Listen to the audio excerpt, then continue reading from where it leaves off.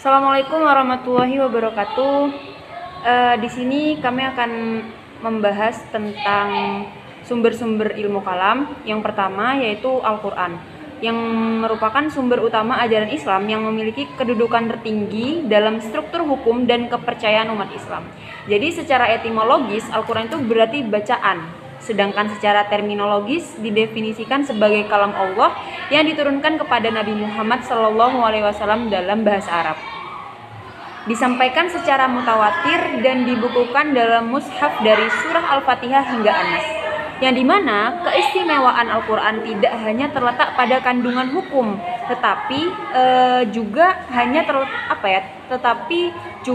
pada kemukjizatan. Kemukjizatan apa? Kemukjizatan yang abadi, yang mampu menjawab tantangan zaman kapanpun. Jadi sebagai wahyu, Al-Quran ini sebagai wahyu yang langsung dari Allah.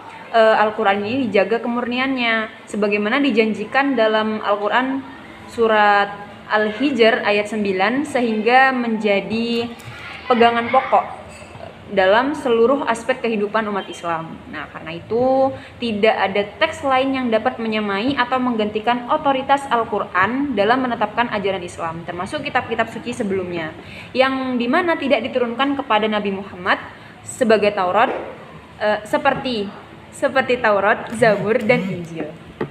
Mungkin cukup sekian dari saya. Baik, di sini saya akan melanjutkan pembahasan yang kedua. Di samping Al-Quran, hadis memiliki peran yang sangat penting sebagai sumber ajaran Islam. Sumber ajaran Islam kedua, khususnya dalam menjelaskan dan memperkuat akidah.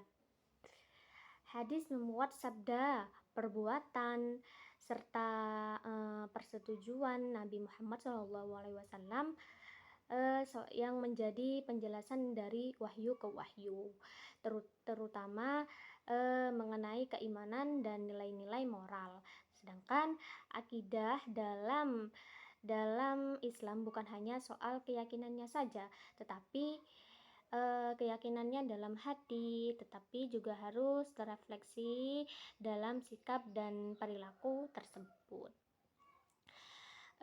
Hadis mengajarkan bahwa imam sejati melibatkan cinta kepada Allah dan Rasul-Nya, membenci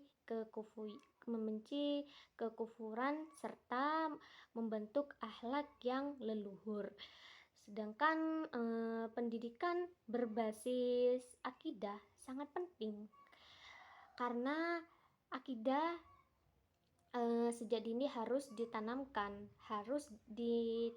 dan harus nilai-nilai keimanannya itu harus dibentuk, harus terjaga gitu. Kepribadian yang tangguh dan soleh. Akhlak yang baik merupakan refleksi dari akidah yang benar. Sebagian sabda Nabi Muhammad SAW, sesempurna iman adalah yang paling baik akhlaknya. Dengan demikian, akhlak dan akidah memiliki hubungan yang sangat penting, hubungan fungsi yang sangat penting. Yaitu hubungan timbal balik. Hubungan timbal baliknya yaitu tidak dapat terpisahkan. Imam dan yang kuat akan melahirkan akhlak yang mulia, sedangkan akhlak yang baik memperkuat dan mencerminkan kualitas iman seseorang. Baik, di sini saya akan melanjutkan presentasi dengan judul sumber-sumber ilmu kalam. Ilmu kalam hadir sebagai disiplin keilmuan dalam Islam yang berfungsi untuk mempertahankan serta menjelaskan akidah secara rasional dan juga sistematis. Dalam ilmu kalam, Akal memiliki peran penting dalam memahami dan juga menalar konsep-konsep keimanan seperti keberadaan Allah, sifat-sifatnya, kenabian, dan juga hari akhir. Meskipun akal sangat dihargai dalam Islam, wahyu tetap menjadi sumber utama yang tidak boleh dilampaui oleh rasio. Dalam sejarah perkembangan ilmu kalam muncul beberapa aliran seperti Mu'tazilah yang mengutamakan akal ketimbang wahyu, dan juga ada aliran yang menyeimbangkan antara wahyu dan juga akal seperti aliran Asy'ariyah. Selain akal dan juga wahyu, ada juga alat bantu lain seperti ijma, yaitu konsensus ulama atau pendapat ulama, dan juga qiyas, yaitu menghubungkan hukum ini dan juga ini, hukum yang lain dan hukum antara hukum yang satu dan juga yang lain. Itu yang dinamakan qiyas.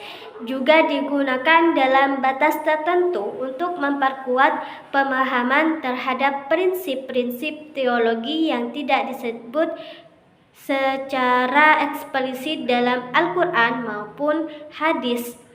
Bahkan logika yaitu atau mantik dari filsafat Yunani diadopsi secara selektif untuk menyusun argumen keimanan yang koheren dan membantah pandangan yang menyimpang. Dengan integrasi wahyu, akal, dan juga logika, ilmu kalam berkontribusi besar dalam membentuk pondasi pemikiran Islam yang rasional, kokoh, tetap sesuai dengan nilai-nilai keimanan. Sekian dari saya kembalikan ke